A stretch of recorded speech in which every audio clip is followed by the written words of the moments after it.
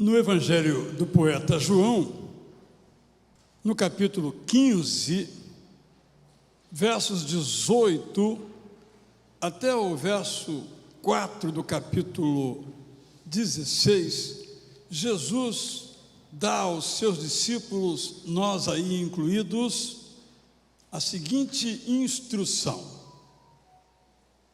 se o mundo odeia vocês, saibam que antes de odiar vocês, odiou a mim. Se vocês fossem do mundo, o mundo amaria o que era seu, mas vocês não são do mundo, pelo contrário, eu dele os escolhi, e por isso o mundo odeia vocês. Lembrem-se da palavra que eu disse a vocês: o servo não é maior do que o seu senhor. Então Jesus prosseguiu: se perseguiram a mim, também perseguirão vocês. Se guardaram a minha palavra, também guardarão a de vocês. Tudo isso, porém, farão com vocês por causa do meu nome, porque não conhecem aquele que me enviou.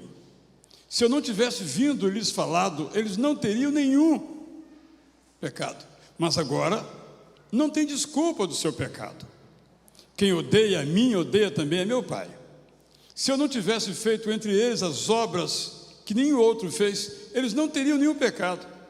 Mas agora não somente viram, como também odiaram também a mim, como o meu Pai. Isso, porém, é para que se cumpra cada escrita na lei deles. Odiaram-me sem motivo, citando aqui o Salmo 35, 19, parte B. Verso 26, quando, porém, vier o Consolador, que eu enviarei a vocês da parte do Pai, o Espírito da verdade que dele procede, esse dará testemunho de mim. E vocês também testemunharão, porque estão comigo desde o princípio. O texto prossegue no capítulo 16. Falam essas coisas para que vocês não se escandalizem. Eles expulsarão vocês das sinagogas, e até chegará a hora em que todo aquele que os matar pensará que com isso está prestando culto a Deus. Isso farão porque não conhecem o Pai nem a mim. Mas estou falando essas coisas para que quando chegar a hora, vocês se lembrem do que eu já tinha dito isto para vocês.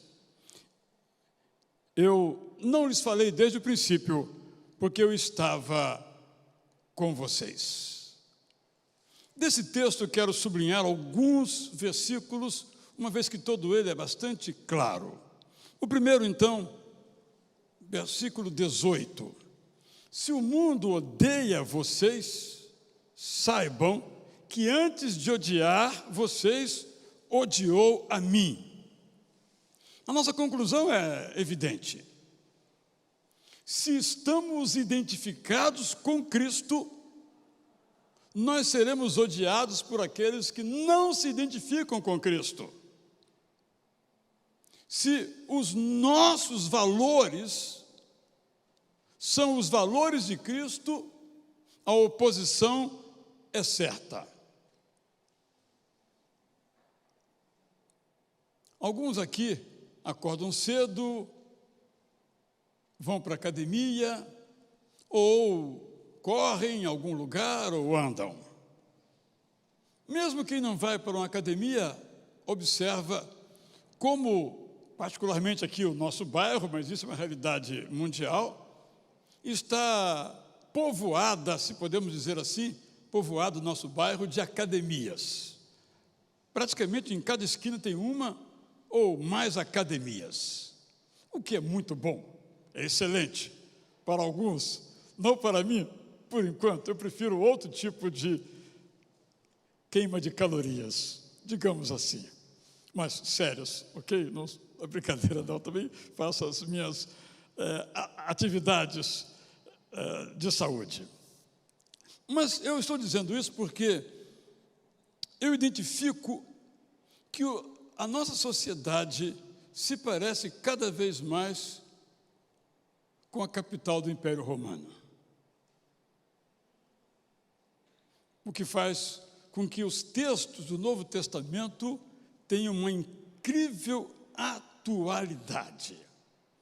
Este culto ao corpo, positivo, também negativo, conforme o propósito de cada um, era algo muito comum ao tempo de Jesus, ao tempo do apóstolo Paulo. Veja uma outra coisa em nosso mundo, muito parecido com o mundo greco-romano. No mundo greco-romano, os deuses do Olimpo se misturavam com as pessoas e ditavam o rumo da sociedade na compreensão da época. Era comum, então, que alguém fosse a um templo para consultar um oráculo.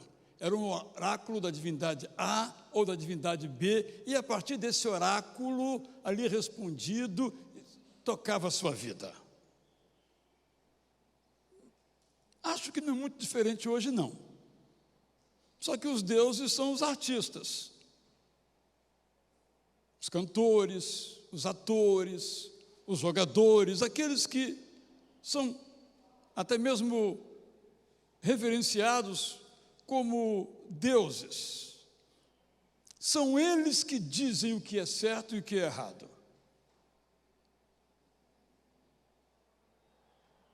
Vou dar um exemplo. Uma música, infelizmente, muito bonita. Porque, sendo muito bonita, a gente gosta de ouvir. É uma música de Rita Lee, em que ela é compositora, junto com outro artista, e ela canta a música, e tem um momento em que ela diz assim: amor é cristão, sexo é pagão. Aparentemente, ela que teve uma formação evangélica está exaltando aqui a perspectiva cristã, mas ela continua: amor é um, sexo é dois, sexo antes, amor depois. Este é o valor predominante neste campo em nossa sociedade, em que há uma total dissociação entre amor e sexo. São coisas que não se misturam. Até podem depois se misturar. É a concepção de então. Os valores que acabam chegando à nossa mente, e talvez não exerçam grande influência, porque já estamos formados, teoricamente, assim falando, mas que vão chegando às mentes das crianças, dos um pouquinho mais crescidos, são esses valores. E aí o apóstolo Paulo diz, olha, escrevendo a Timóteo, tu, porém, e às vezes é comum a gente ler a Bíblia e dizer, eu, porém, penso o seguinte, porque a Bíblia é um livro que você pode ler como um bom exemplo de literatura antiga, tem interessantes histórias, lindas parábolas, até bons conselhos, que você pode selecionar aquilo que se aplica aos dias de hoje ou não, ou que é aceitável ou não aos dias de hoje. Estou então chamando a atenção que nós todos vivemos numa sociedade de deuses, não no sentido mais literalmente greco-romano, mas com pouca diferença daquele período. São eles que dizem, em diferentes campos, se tem um campo aqui, o que é certo, o que é errado. Jesus experimentou a perseguição. Quando nós olhamos a história do cristianismo, nós também vemos que os cristãos experimentaram a perseguição. O que ele diz aqui em João 14, 15, 16 e 17, que estamos estudando, se mostrou real ao longo da história. Talvez alguns de nós aqui tenhamos passado por perseguição. Alguns, quem sabe, na sua própria casa. E se não passamos, nós iremos passar. E Jesus nos dá uma explicação aqui. Ele diz assim, olha, sabe por que o mundo não gosta de mim? Porque eu digo ao mundo o que é o certo e o que é o errado.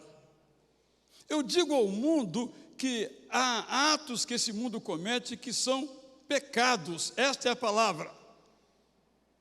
E o mundo não quer ouvir isso, ele diz claramente no texto. O mundo não quer ouvir que aquilo que ele faz é pecado, quer a aprovação para aquilo que ele faz. E quando não é aprovado, ele persegue. Jesus nos diz isso, mas ele ainda afirma: o mundo que faz isso não conhece a Deus. Por isso não aceita a ideia de certo ou de errado, como vindo de uma fonte transcendental, vinda de Deus por meio de Jesus Cristo. Na verdade, o que nós ouvimos é que o pecado é uma invenção cristã. Eu vou escandalizar os irmãos para dizer que estou de acordo. O pecado é uma invenção judeu-cristã da Bíblia. No sentido de que a Bíblia afirma o que é pecado. Não que ele inventou o pecado, mas a interpretação dele, o significado dele, a consequência dele. Então, nesse sentido, o pecado é invenção cristã. Jesus diz: se eu não tivesse vindo, se eu não tivesse dito o que eu disse, se eu não tivesse feito o que eu fiz, o mundo não conheceria a ideia de pecado. Porque na sociedade do tempo de Jesus Cristo, fora o mundo hebraico, mas no mundo greco-romano, não havia essa ideia de pecado. Então, nesse sentido, nós cristãos inventamos, Jesus inventou, os apóstolos inventaram. É importante ter isso em mente. Mas isso não quer dizer que o pecado não seja pecado, pelo contrário, é pecado e está claramente afirmado que o é, com todas as letras. É claro que eu, Israel, não gosto que o Evangelho me diga que eu pequei. Nenhum de nós gosta. Mas nós que temos o temor de Deus, já que estamos lendo o livro de Provérbios, entendemos e compreendemos que essa afirmativa, Israel, você pecou, é para o meu bem.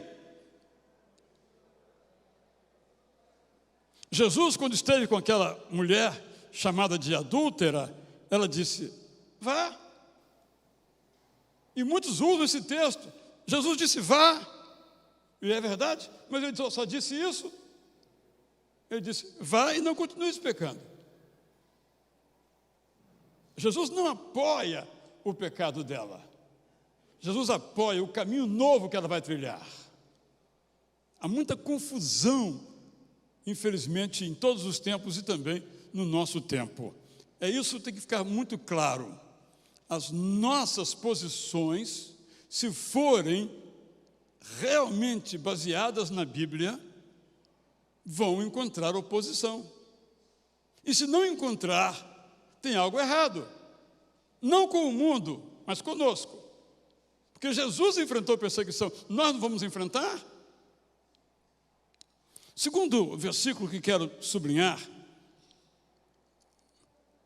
é o verso 2 do capítulo 16. Disse Jesus: eles expulsarão vocês das sinagogas, e até chegará a hora em que todo aquele que os matar pensará que com isso está prestando culto a Deus. Aqueles que crucificaram a Jesus, possivelmente alguns deles achassem que estavam a serviço de Deus. Quando Paulo perseguia os cristãos, a história que nós conhecemos, ele se achava a serviço de Deus.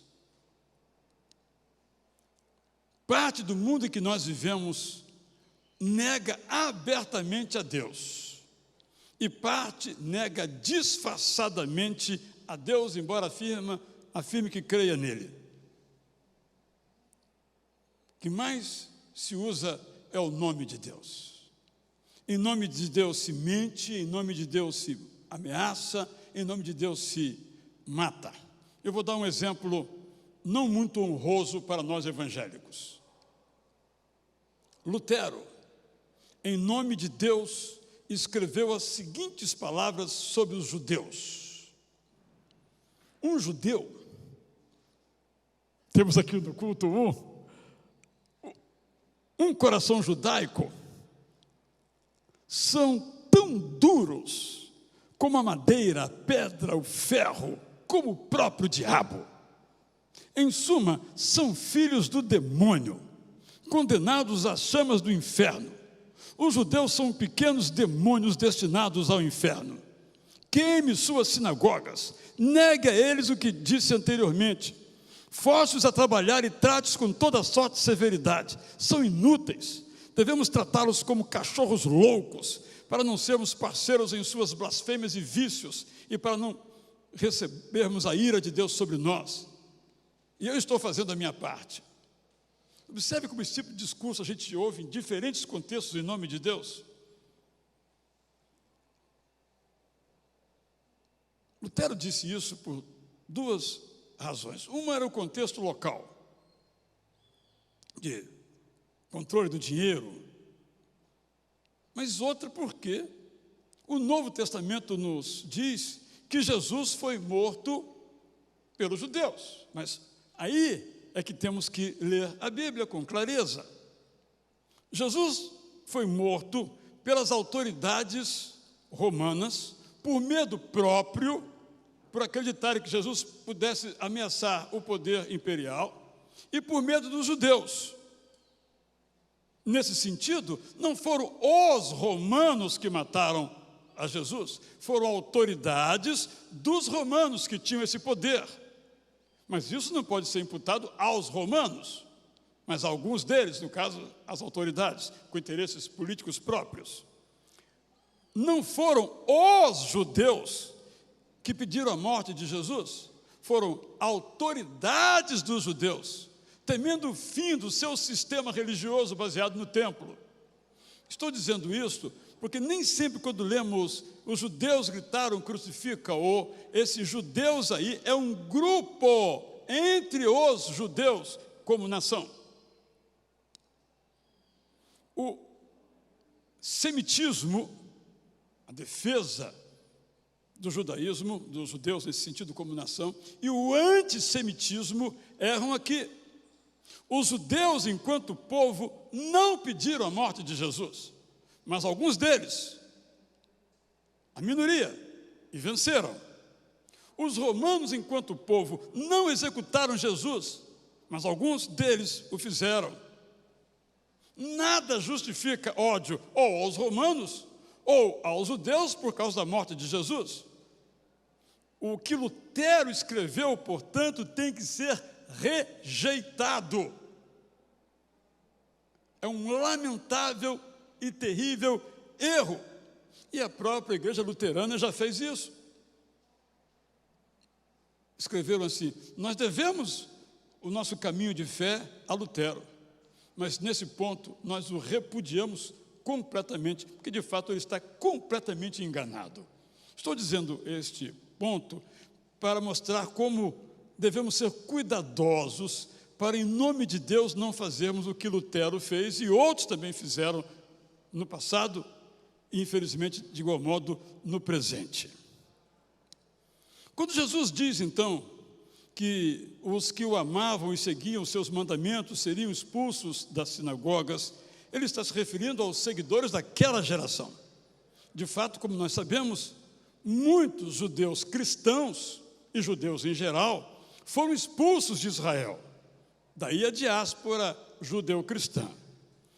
Sobretudo os que aceitavam o Messias, que estavam maus perante as autoridades romanas, porque para essas autoridades, esses cristãos judeus eram judeus, como todos os demais, e mereciam a diáspora, a morte. E entre os judeus, por seguirem o Messias, também eles não aceitavam esses judeus conquanto cristãos. Paulo, quando perseguido, também, como já mencionei, achava que agia por amor a Deus. É muito cuidado que temos que ter. Se somos fiéis a Deus, seremos rejeitados pelos que não creem. Mas nós devemos viver, eu e você, de tal modo que não sejamos condenados por sermos falsos, hipócritas ou qualquer outro adjetivo. Mas se somos atacados por sermos íntegros, isso faz parte de nossa história, de nossa trajetória. Agora eu quero falar do que lemos nos versículos 26 a 27 do capítulo 16. Quando, porém, vier o Consolador, 15, 26. Que eu enviarei a vocês da parte do Pai, o Espírito da verdade que dele procede, esse dará testemunho de mim, e vocês também testemunharão, porque estão comigo desde o princípio. Ele prossegue então.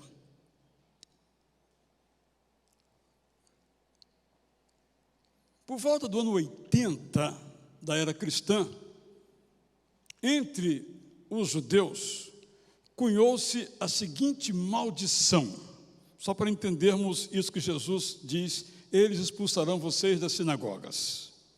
Que os nazarenos, isto é, os seguidores de Jesus de Nazaré, era o termo que usavam, e os sectários pereçam de imediato, que os seus nomes sejam arrancados do livro da vida e constem ao lado, para que não constem ao lado dos justos.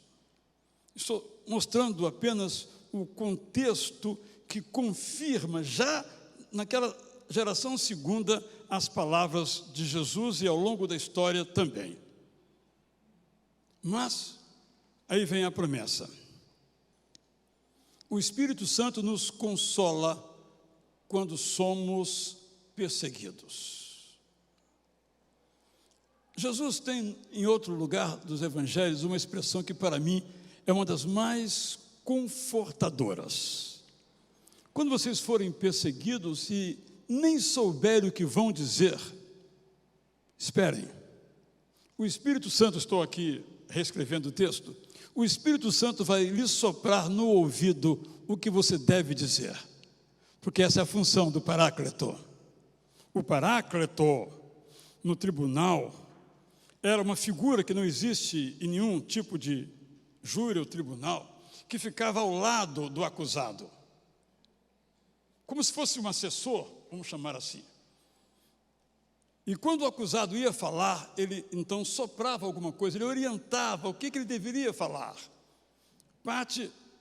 Essa figura cabe no advogado, mas há diferenças entre os direitos nessas épocas. Então, é como se ele dissesse: você vai ter que falar, está sendo perseguido, etc. e tal. Espera, o Paráclito, que está ao seu lado, vai lhe dizer, vai lhe soprar o ouvido o que você deve dizer. Eu penso que isso se aplica, irmão, irmã, a todas as áreas da nossa vida. Quem de nós sabe dar as respostas necessárias na hora certa? Às vezes sim, às vezes não. Não quando nos precipitamos.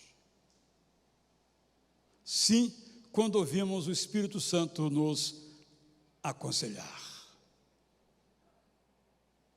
O Espírito Santo, portanto, nos consola quando somos perseguidos. Esse é o sentido desses versículos que lemos.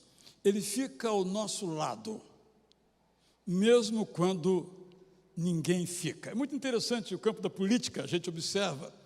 Quando um candidato X parece que vai vencer, todos o apoiam. Mas quando parece que ele vai perder, todos fogem. E é interessante que, no caso americano, quando o candidato parece que vai vencer, rios de dinheiro entram na sua campanha. Mas quando parece que ele vai perder, os rios secam. É assim a realidade humana, não deveria ser, mas é assim. O que eu tiro de mais importante dessa leitura para mim? De tudo aquilo que eu disse. É que a dificuldade que nós enfrentamos, já foi dito isso hoje aqui, não é o fim. O Espírito Santo agirá. Nenhuma dificuldade é o fim. O Espírito Santo estará conosco. Para tanto, mantenhamos-nos sempre ligados com Cristo. O comecinho lá do capítulo 14.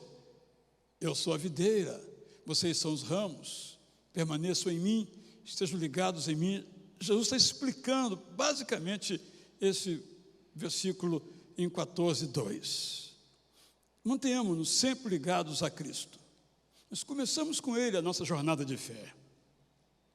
Continuemos com Ele em nossa jornada de fé. Ele completará em nossas vidas aquilo que Ele começou. Primeiro, recapitulando, se os nossos valores são os valores de Jesus, como Jesus seremos perseguidos. Se enfrentarmos a oposição por fazermos o que é certo, não o que é errado, sendo bem claro aqui, nem todos os evangélicos são perseguidos por fazer o que é certo, muitos por fazer o que é errado. Nem todos são presos ou denunciados por fazer o que é certo, mas por fazerem também o que é errado. Não estou falando desse grupo, estou falando daqueles que são presos ou perseguidos ou atacados por fazer o que é certo, por crerem nos valores que Jesus crê.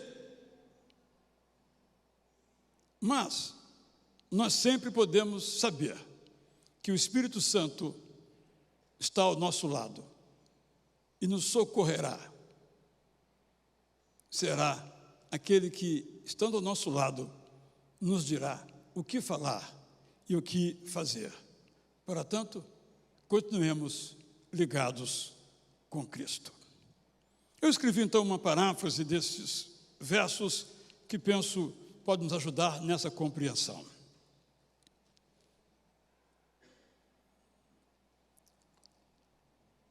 Para preparar os seus discípulos para o que estava por vir, Jesus disse ainda: saibam que por causa desse amor, vocês serão rejeitados. Vocês serão rejeitados como eu tenho sido rejeitado. Se vocês vivessem segundo os valores do mundo, vocês seriam celebrados. Todos sabem que vocês vivem de acordo com os meus ensinos, que são contrários aos pensamentos da maioria das pessoas, e é por isso que vocês são rejeitados. Jesus disse, ainda de modo mais direto, vocês serão perseguidos. Então, quando estiverem sendo perseguidos, não se esqueçam de que quando lavei seus pés, eu lhes disse que o empregado não é mais importante do que o seu chefe. Ora, se me perseguiram, por que não fariam o mesmo com vocês?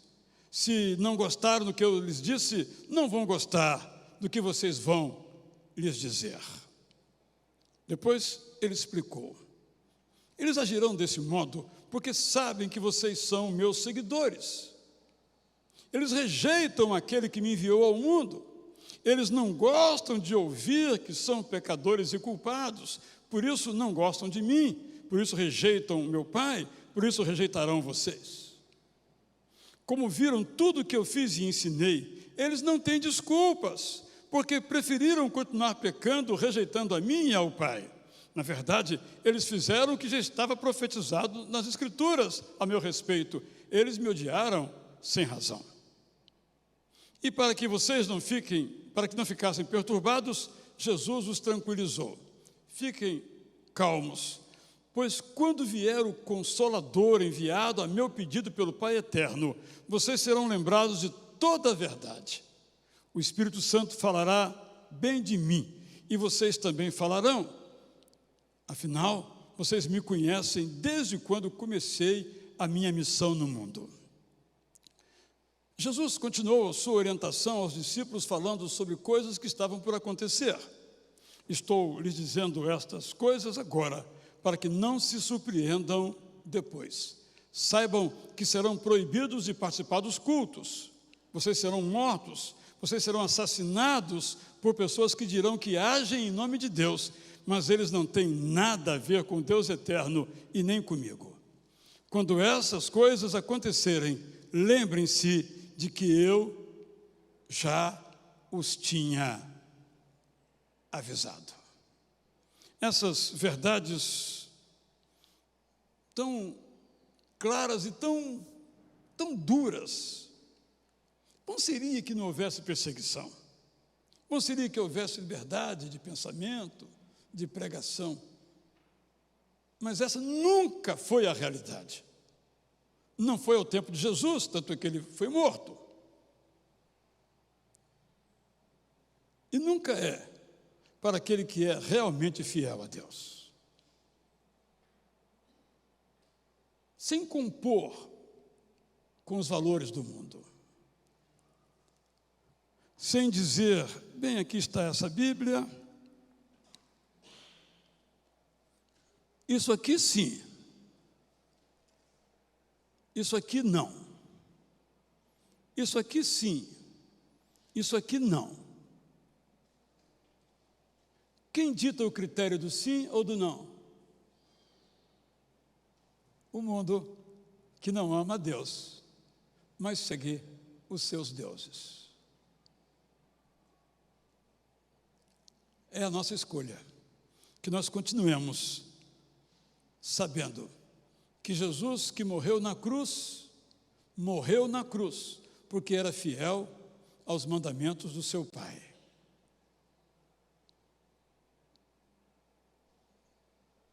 E essa fidelidade deve inspirar a nossa. Vamos cantar?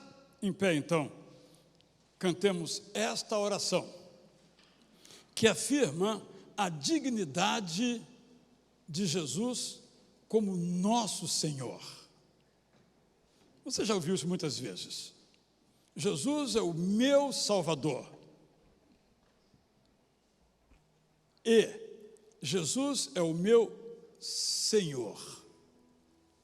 Podemos dizer que Jesus é o meu Senhor em função de algo que aconteceu. Na cruz, morreu em nosso lugar e aceitamos o sacrifício que nos purificou dos nossos pecados. Mas Senhor é algo do passado, é algo do futuro, é algo do presente. É Ele quem diz o que eu devo pensar, não o mundo em que eu vivo. É Ele que governa as minhas ações, as minhas atitudes, não os meus desejos, sejam eles quais forem. É um desafio que pode incluir a perseguição. Estamos prontos? Cantemos.